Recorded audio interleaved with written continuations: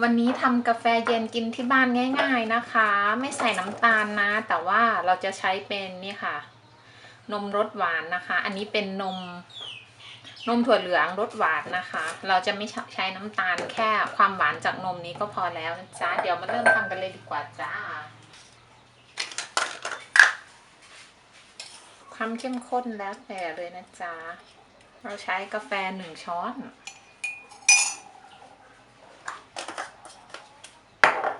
แล้วก็น้ำร้อนแค่ให้กาแฟละลายเฉยๆนะคะต่อจากนั้นนี่จ้ะน้ำแข็ง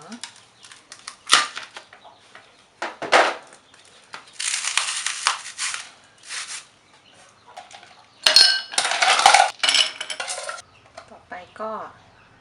นมถั่วเหลืองนะคะลงไปเลยกาแฟ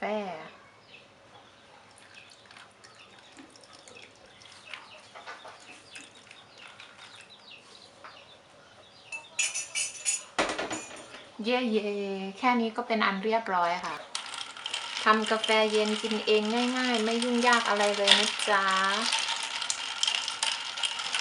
ใครที่ไม่กินนมวัวนะคะก็ใช้เป็นนมถั่วเหลืองแทนได้ถ้าเป็นนมอัลมอนด์น่ะจะอร่อยกว่านี้มากเลยนะจ๊ะทุกคน